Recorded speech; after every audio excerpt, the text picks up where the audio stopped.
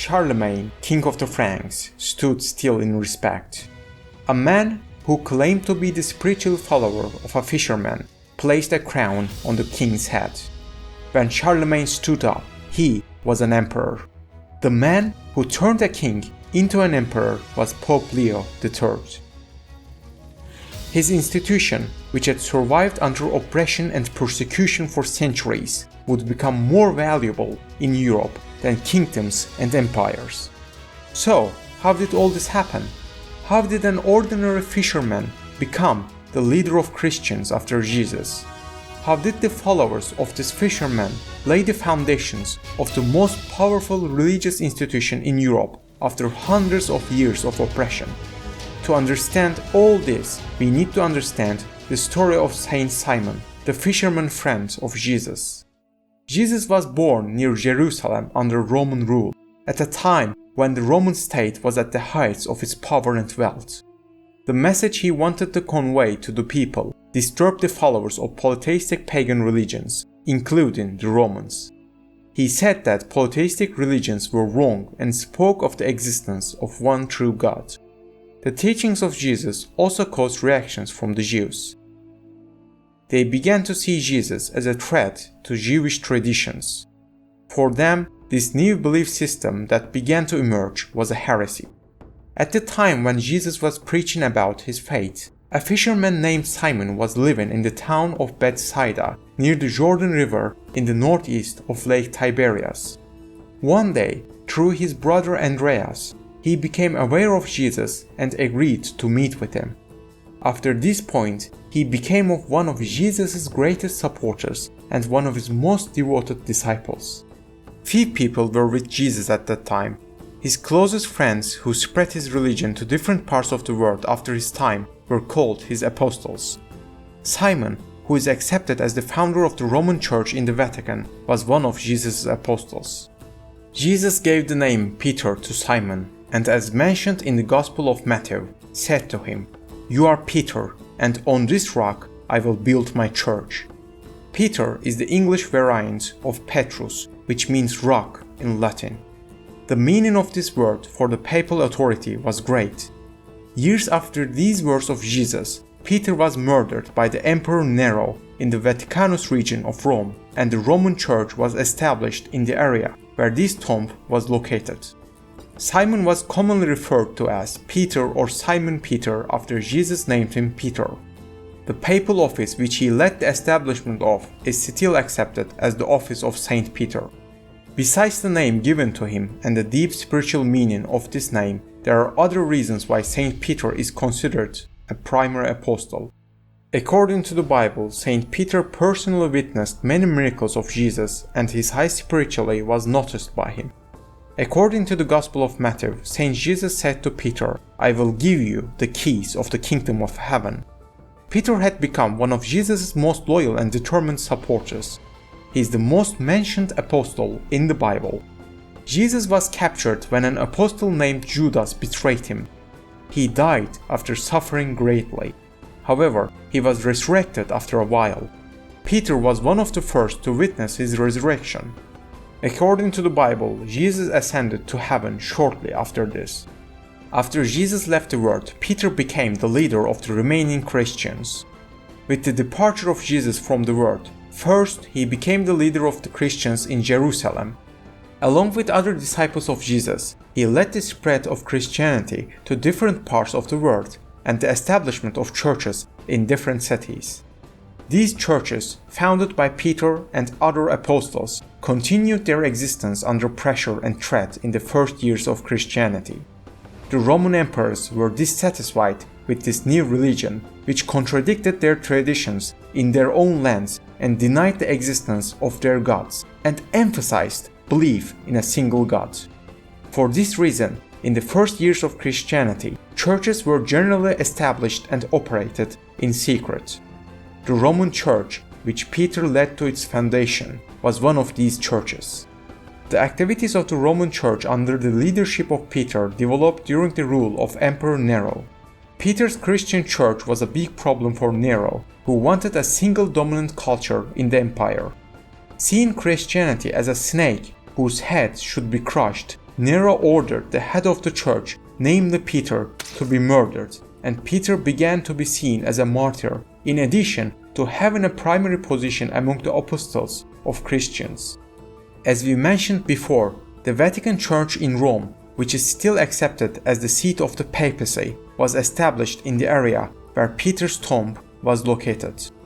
After the murder of Peter, the persecution of the Christians not only continued but also intensified from time to time.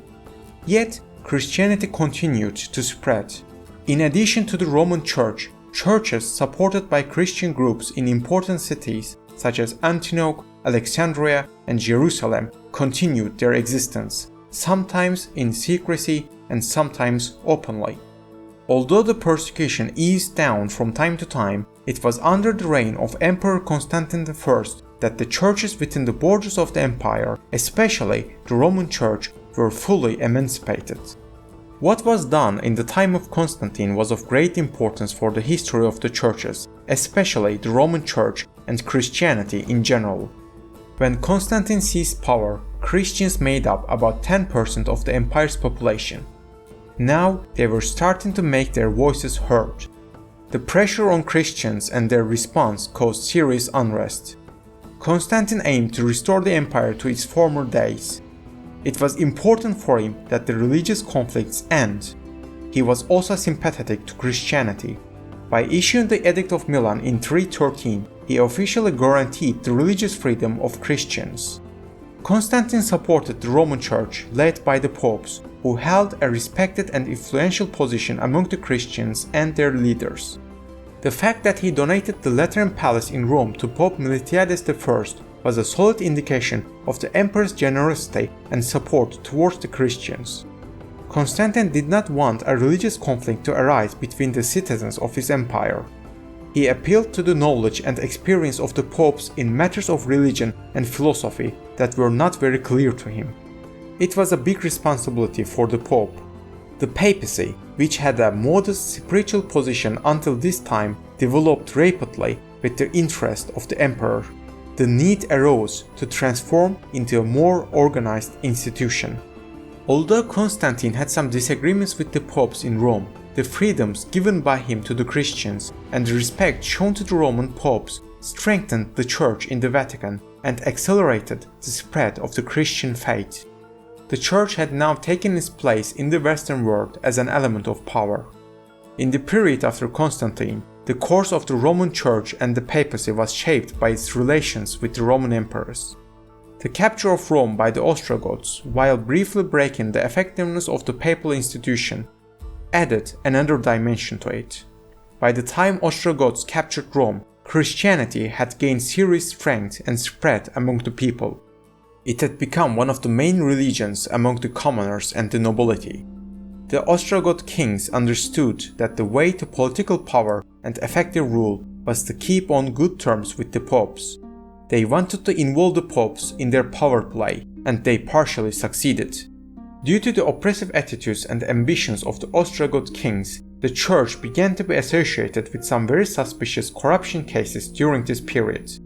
Although this situation led to the partial deterioration of the structure of the church and the papacy, it gave the papal institution a serious experience in being involved in state affairs.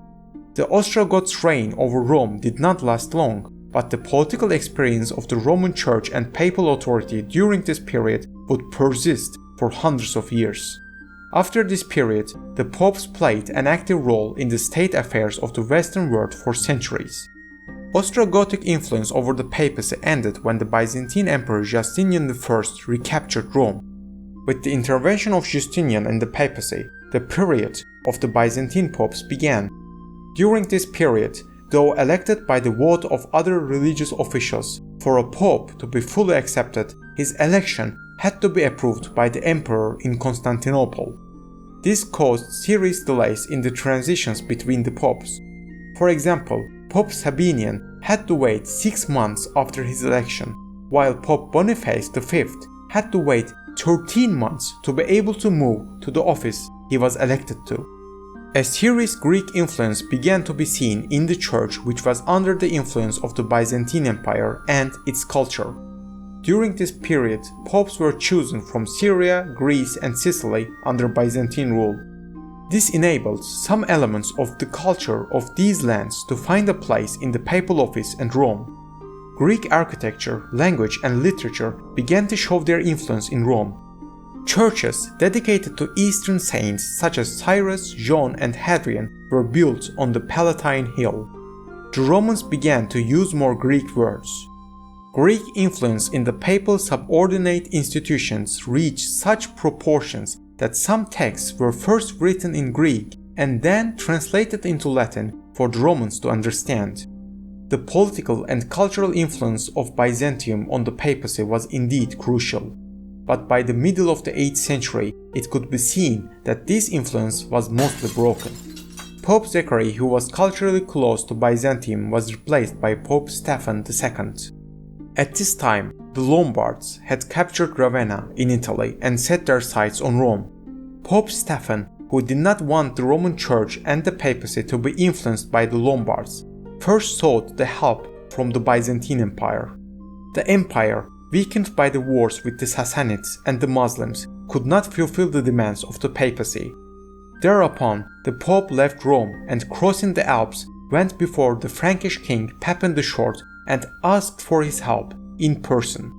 Pepin told the Lombard king Austulf to withdraw from the lands he had seized and to cease his aggression.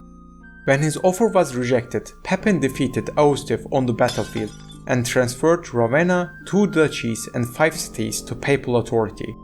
With this event, known as Pepin's donation, for the first time in history, the papacy took possession of its own lands. The establishment of the papal state was also realized with this generous donation of Pepin. Pepin was rewarded for his generous behavior with Pope's approval. At this point in history, having the approval and support of the Roman Church in Western Europe was of great importance in the eyes of the people, nobles, and other kings. By gaining the favor of the papal office, Pepin secured his position as king as well as his effectiveness in diplomatic relations with other Christian kingdoms. With Pepin's support, the papacy was almost completely out of the orbit of the Byzantine Empire. The Frankish period had begun in the papacy. With the land donation made by Pepin, the process of statehood of the papal authority officially started. Pepin's son, Charlemagne, came to Italy and defeated what was left of the Lombards.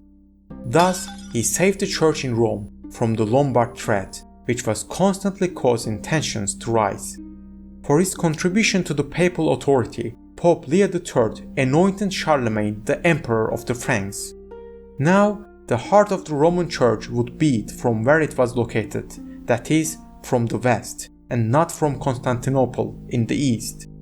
After Charlemagne was proclaimed emperor by the Pope, the power of the Roman Church became almost unquestionable to the peoples and nobles of Europe. Being excommunicated by the Pope became even more of a problem for a king than losing territory in defeat. Although Europe was divided under the rule of different kingdoms, the authority of the papacy over the peoples and nobles of these lands was indivisible and unquestioned. This enormous authority lasted for hundreds of years until the emergence of Martin Luther's Reformation movement. This has been the story of how the spiritual journey of a humble fisherman led to the formation and development of Europe's largest and most powerful religious institution.